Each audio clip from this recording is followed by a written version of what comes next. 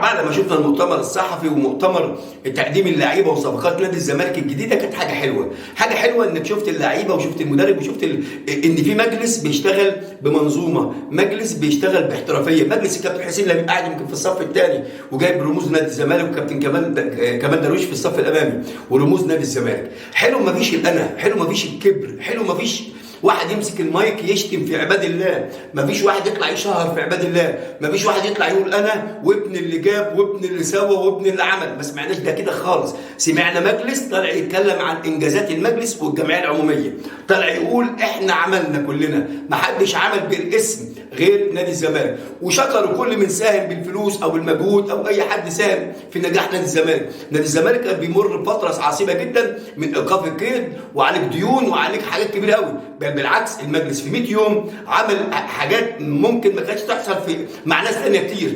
وشفنا طبعا انت عليك مشاكل كبيره جدا، 14 قضيه حلتهم في وقت قياسي جدا، ومع ذلك اشتريت وصفقات كبيره جدا، طبعا عبد الله السعيد، ناصر ماهر، بتتكلم في محمد شحاته، عندك طبعا ترافيس متيابه، سيف جعفر، محمد عاطف، عندك صفقات كتيره جدا.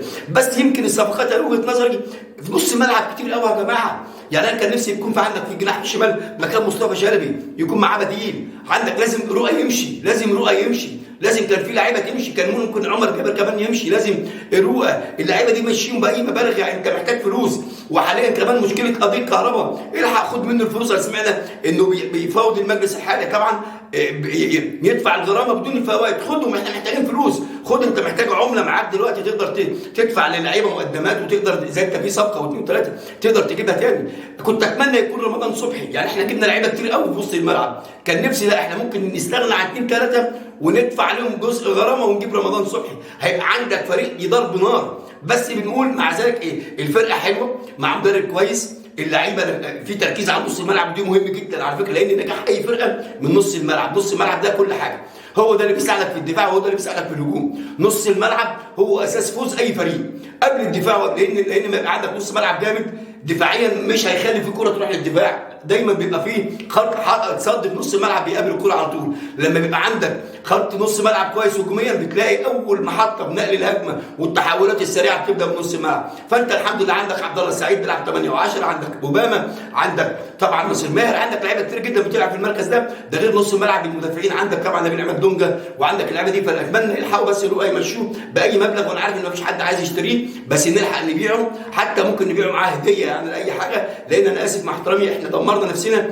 جبنا لعيبه كتير مع احترامي ما ينفعوش باسم نادي الزمالك الفتره اللي فاتت، من المجلس اللي فات دبسنا في 100 لعيب ما لهمش اي 30 لازمه. حتى عوده عمر جابر يا جماعه، حتى عمر جابر الزناري، انت ممكن تمشي الناس دي، كنت تجيب لعيبه كويسه يا جماعه. انت في فتره انا عارف ان الوقت قليل، بس ما ده يكون في البلاد انت مخطط تعمل ايه.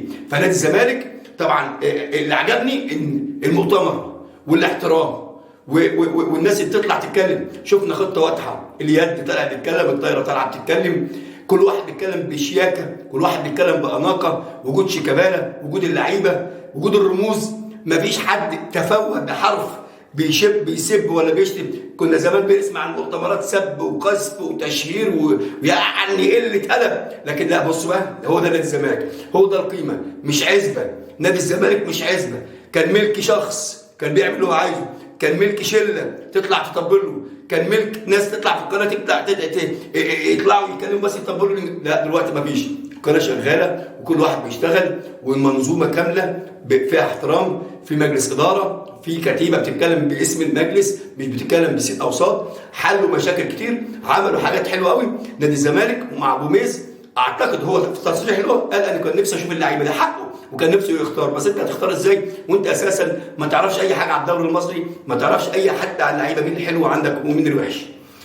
لكن احنا جبنا لك لعيبه، انت بقى جاي لك فتره اهو تقدر تشوف، تقدر تجرب، وخصوصا هيبقى في ماتش اول بدايه ليك من مباراه الاسماعيلي، هيبقى اختبار قوي جدا لجوميز. نتمنى التوفيق طبعا لفريقنا نادي الزمالك. الزمالك على الطريق الصحيح، مكسب ورا مكسب، هيفهم القماشه اللي معاه واللعيبه. وانا دايما يا جماعه بقول على حاجه، اللعيب اللي هيلعب ماتش الاهلي هو ده اللي انا عايزه، اللعيب اللي يلعب قدام الاهلي وما يخافش هو ده اللي انا عايزه، اللعيب اللي يرقص ويقف على مروان عطيه ويقف على امام عاشور ويقف على اي حد في نص الملعب هو ده اللي انا عايزه.